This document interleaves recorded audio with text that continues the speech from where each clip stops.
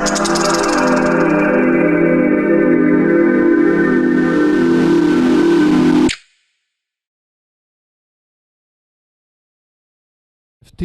Real World Use Cases panel. My name is Salick Cogan. I head the Web3 business unit in Fireblocks. Happy to be here. To those of you who don't know Fireblocks, this is a technology custody provider. We enable businesses to create blockchain products and manage their entire day-to-day operations on the platform. And without further ado, maybe I'll pass it on for a quick round of introductions. Hi everybody, my name is Raz. I'm a game maker. I've been doing games for the last decade. Been working and building big games on Web 2 for mobile games that have been played by millions of users for several years. And for the last year and a half, I've been moving to create games on Web3 and Web3 games. And as economical game designer, really focusing now in creating value for player-owned economies and for NFTs. Thank you. Hi everyone. There's no notification. My name is Yogi. I'm the founder and CEO of TinyTap. We're a Tel Aviv-based company. TinyTap was founded in 2012, and I've been running the company with a team of 30 people since. What we did until last year is basically run a Web 2 company that allows teachers to become entrepreneurs, create educational content using an authoring platform that we provide for them for free. They go online, create content for their students in their own language about the topics that their students need, and then parents at home can subscribe or purchase access to that content, and we share the revenue back with teachers. So in a way, our job was always to kind of decentralize education and connect educators and students directly. We're primarily an early age company, so for early stage company for kids, ages 2 to 12, something like that. Last year, we started working basically on our Web3 angle, which is to take the Web3 technology and incorporate that into TinyTap and basically further create the decentralization aspect of TinyTap, which I'll talk about in a second. One more fun fact, Animoca Brands has basically we joined Animoca Brands last year, and now we're part of the Animoca family as a subsidiary. Hi everyone, I'm Manu. I've been working in tech since I'm 12, 13 years old. Initially just building websites, very shitty websites, bringing stuff from the US and Europe to Venezuela, then work in very large marketplaces in Africa, Jumia. Also work for Microsoft as a CMO for one of their startups. And then after that, I got into blockchain in 2016, more or less. I got really involved with the DAO scene. I've been member of Meta Cartel, also a mentor of the LAO.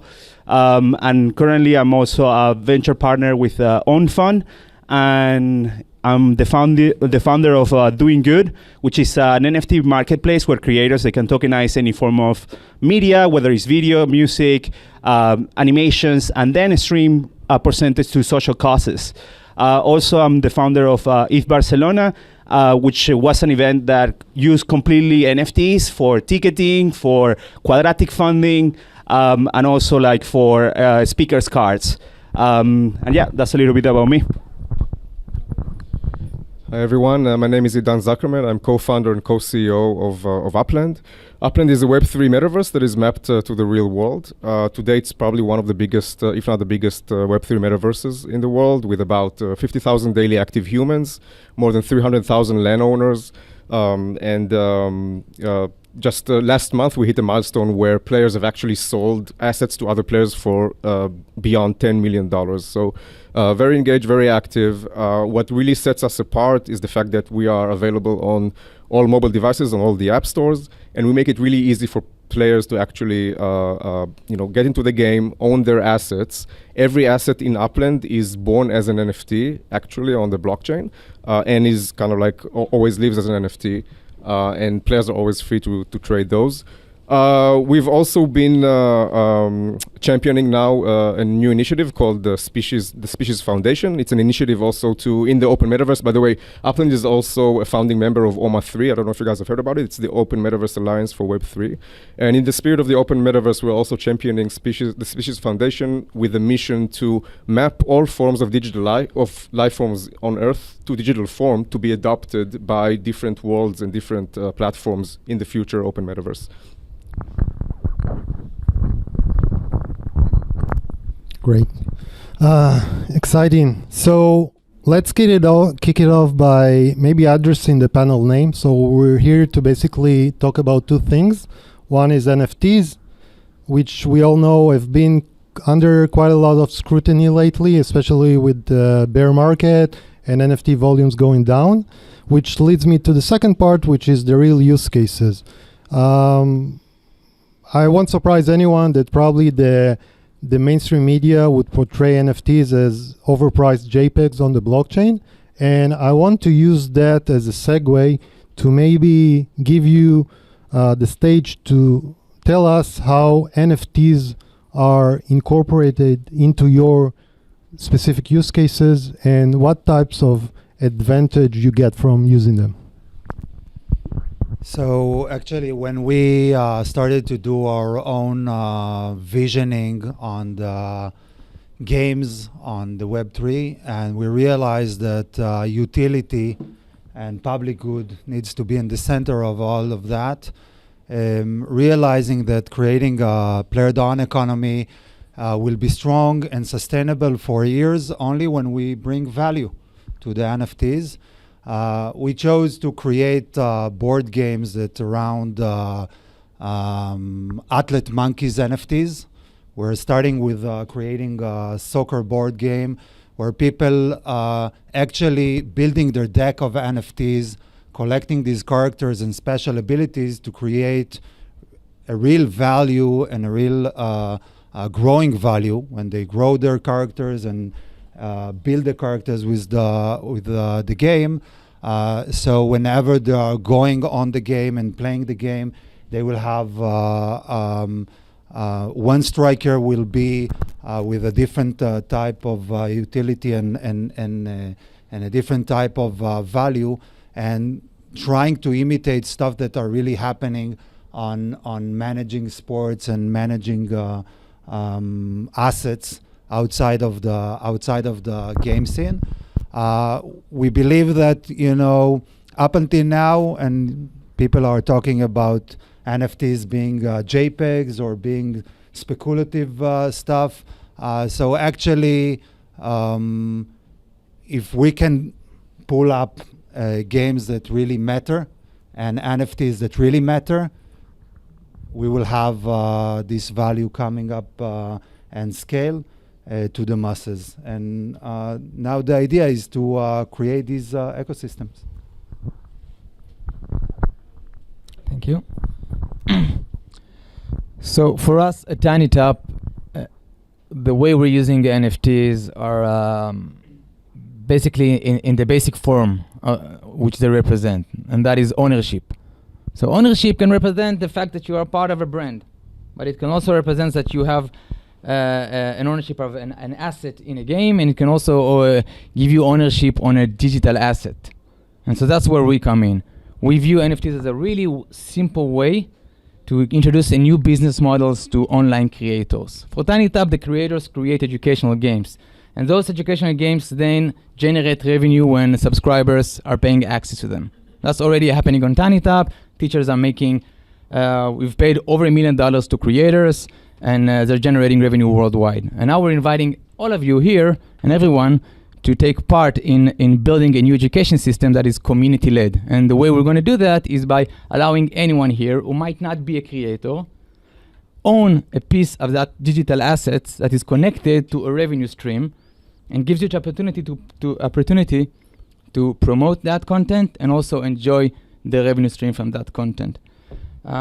We believe that this is the first step towards a user-owned internet. I think we've all heard about how Web3 is about users owning the internet, but a lot of the time it's about creators. You need to write a good tweet that gets a lot of ad revenue. You need to produce a good YouTube videos. That's the Web 2. If we move it to Web 3, it's still about the creators, but most of the people are consumers. So how do we also let them play in the game and own the internet? We sell the internet piece by piece. And for us, as an educational category that is powered by creators, who may be really good educators, but not necessarily are good entrepreneurs, we're giving them the opportunity to partner with any one of you here.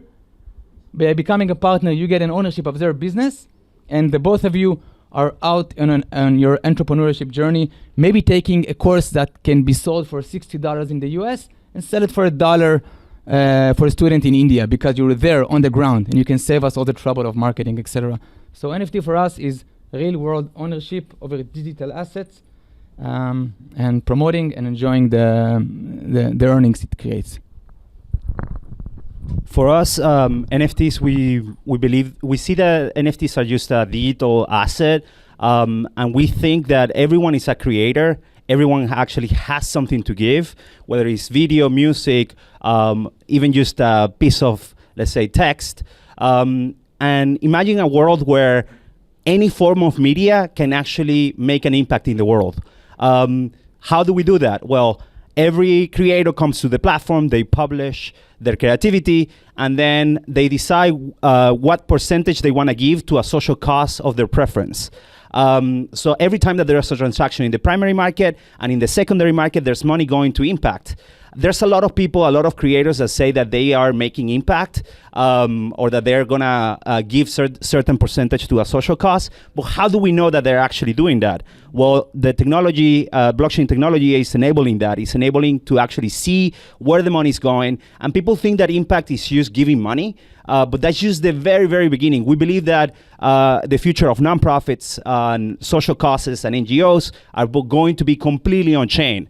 Why? Is because money comes in, then who is making the decision, how the decisions are being made, that's going to be public and transparent. And then how the money goes out and to who it goes out, that is also going to be transparent. And then after the money goes out, what is the impact that is actually being made? Creators or community members, they can post any sort of media that proves that actually the impact was made. So for example, for ETH Barcelona, we had for every ticket that was sold, 5% went to a pool, and every ticket holder that came to the event actually could vote and decide how that pool was distributed using quadratic funding. Then after that, let's say all the different people that were chosen to receive, let's say, some part of the proceeds, can come and post. We use these proceeds for cleaning the beach in Barcelona. So you can, for example, record a video and make that as a statement that you actually made some impact. So yeah, we see NFTs as media that can be leveraged for good. And also we see it as a way for anyone to actually participate in the creator economy, because we believe that all of us were creators. All of us have the power to create.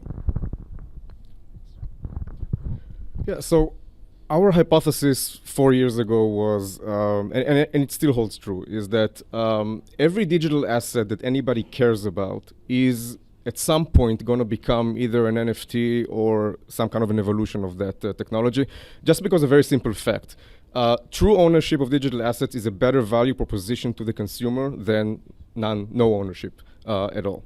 And if you take two games or two ecosystems that are identical in offering, only one offers true ownership and the other doesn't, the consumer will always opt to true ownership, right? Because again, it is if you think about physical items in the world, it is unimaginable that you buy something and then somebody tells you, you know what, you can't sell it, or you can't throw it to the garbage. You know, I'm just letting you use it, right? The same is going to happen with digital assets, but I think the key point here is it's about digital assets that people actually care about. So they have some kind of interest, right? And with monkey pictures, right, some of them may grow up to be things that people care about, but the vast majority of them, I don't know, maybe that's kind of like a risky situation. So I think there's a deeper value proposition. And again, in Upland, every asset in the open economy that we run is either a fungible or a non-fungible token. And the non-fungible tokens, again, all of them have some kind of utility. You do something with them in our world. If it's a car, you can drive it from San Francisco to LA. If it's a building, you can turn it into a shop and open a business there. If it's outdoor decor, you can decorate your house with it. So everything always has some kind of utility, and it's important for the economy of Upland. And this is why the players that use Upland care about them, and they absolutely care about true ownership. Right? Once users figure, it's really hard to explain to people why should you care about true ownership. But the first time they realize that the operator cannot touch their assets, and everything is transparent, and they can trace it, and the community is kind of like, vetting out other players and calling out the fraudsters, suddenly you understand the power of kind of like true ownership, the community, and kind of like the psychology behind really owning digital assets. And I think since then we've seen, so one very small metric, if you look at the lifetime value of users that kind of like actually interact with assets that they own, it is much higher than compared to kind of like, free-to-play games or games that are kind of like a one-directional thing. You only put money in there, because once people own their assets, they are emotionally vested with them, and it's really easy for them. So I'll give you one mind-blowing example. I don't know if people here are familiar with the gaming industry, but kind of like a good, maybe Raz, the good D7 retention metric would be something like 20%, right, for a game. On the day 7. Yeah. In Upland it's like 60%. Because there's a power of calling back users, because they are kind of like, they care about the assets that they truly own. So that's one thing. And the other thing, I'd like to echo, Yogi, what you said, because again, with the Species Foundation as an example, we're then using NFTs to create an ecosystem that incentivizes creators to work on a problem that its scale is so much bigger, such that no one centralized team can figure it out on their own. And that's why you need thousands of people to kind of like pull together to create something bigger. And for that, you need incentive systems that are best utilized through NFTs and tokens.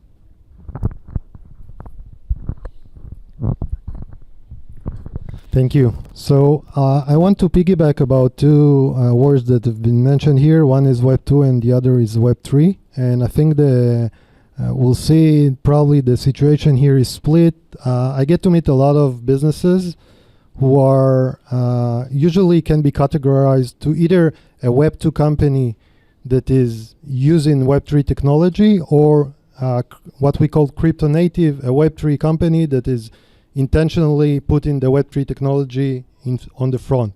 And I'd like to ask you, how do you approach this from the user experience point of view, and maybe mention some of the challenges of choosing each one of these methods that you have to deal with in the day-to-day of the business, and maybe even the business model themselves.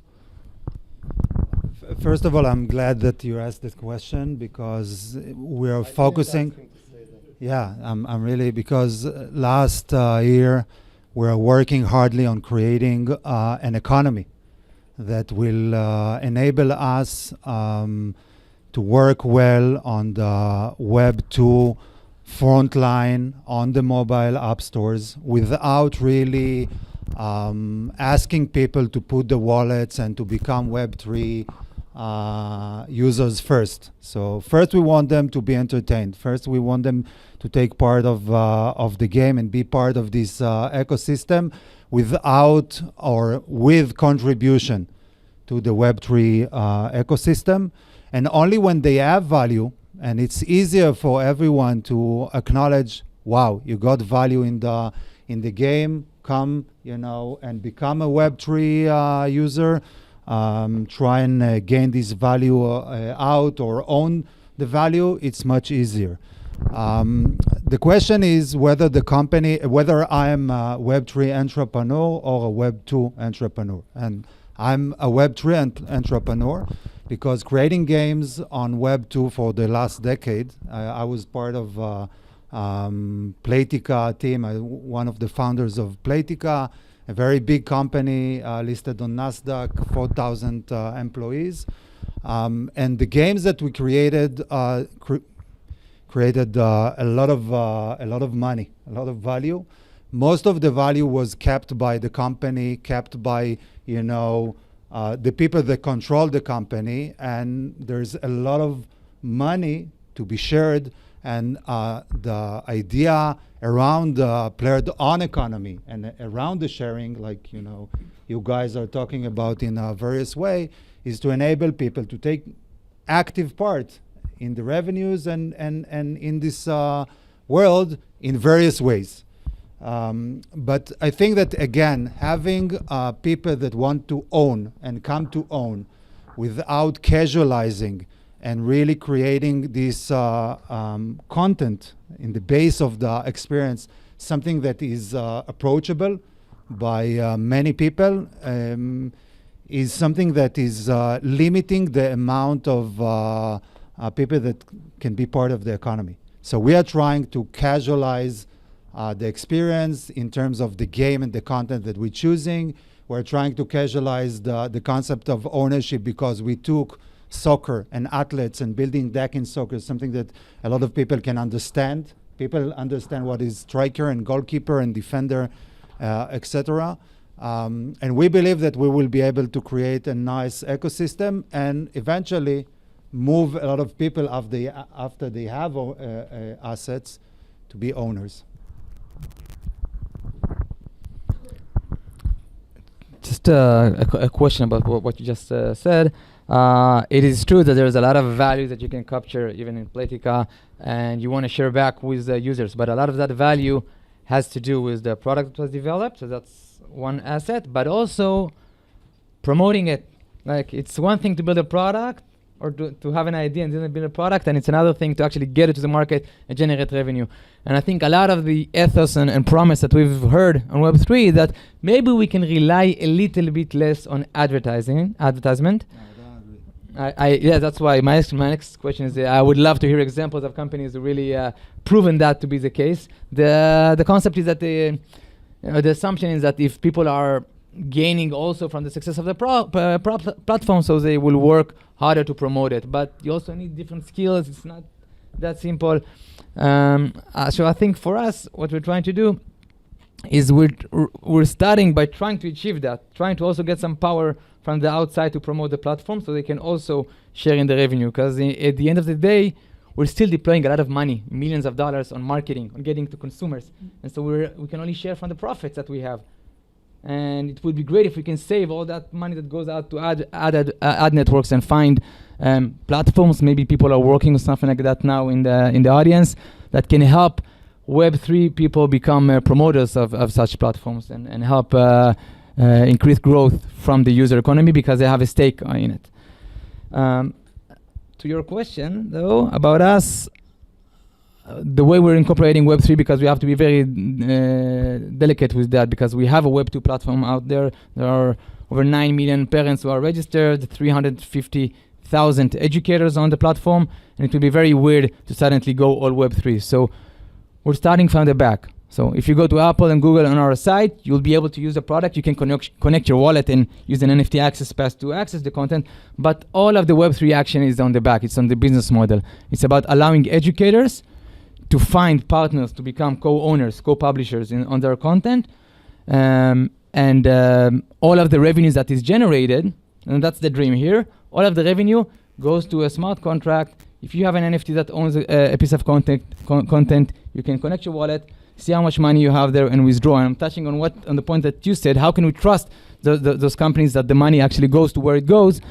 And I think we can achieve full trust cycle when we also accept currency for our content. So if someone pays with a token, any token gets access to the content, that money doesn't need to go to our bank account. It can go directly to the smart contract behind that content, and the company will withdraw its share, the owner will withdraw its share, and the author will withdraw its share. Until then, we're going to get the money to our centralized bank account, deposit it, and you'll be able to withdraw. So for us, everything happens on the back end. This is how slow transition. Yeah, just a little bit of what we're doing on the back. I'm going to be a little bit contrarian here. I think that Web3 is not going to replace Web2 the same way that Web2 didn't replace Web1. Web1 is read. Web2 is read and write. Web3 is read, write, and own. So what it's doing is just accelerating or having new use cases to web in general. So yeah, I think that Web3 is just going to play a role when it comes to, let's say, governance, when it comes to decision making, when it comes to share revenues, when it comes to ownership, when it comes to proof of X, Y, or C, and also when it comes to memberships. I believe that the future of Web3 is going to be, let's say, focus a lot on memberships. Most of the DAOs out there are member-owned organizations. And yeah, basically the future of platforms, whether it's, let's say, a social media platform or a game or anything, is going to be member-owned. And I believe that, yeah, there's obviously going to be a lot of Web2 in the middle, because you don't need everything to be, let's say, in a decentralized manner.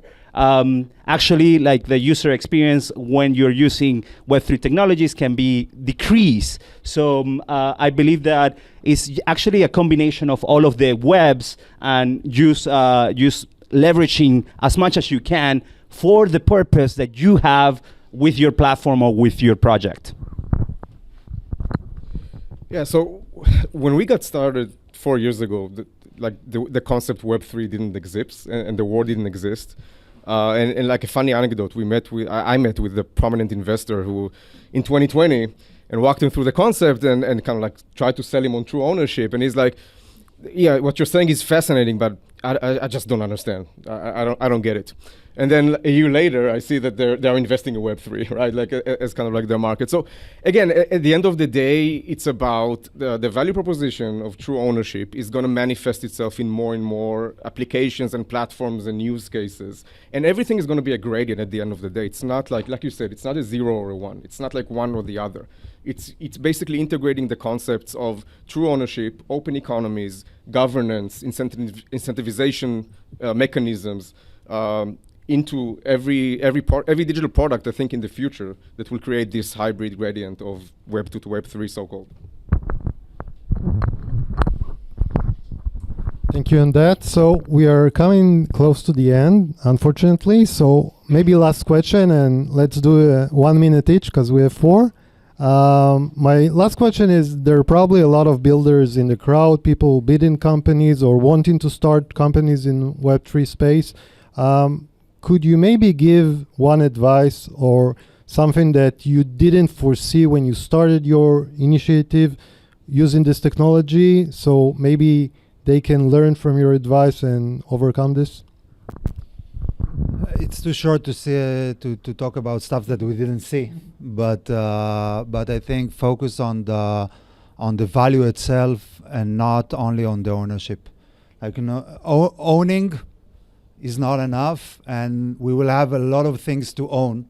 So therefore, we will appreciate the stuff that we own that give us real value. Very simple. Thank you. Yeah, I completely agree. We're just getting started on this journey. I mean, it's been 13 years, but at least it feels like we're getting started. And for us, we're definitely getting started. We've been like a year, like knee deep in the game. So my deepest insight, because I've never signed industry like that, and that is the trust issue. Okay, so there's a big trust issue, and you need to gain trust, and trust is consistency over time. So you promise something, you deliver.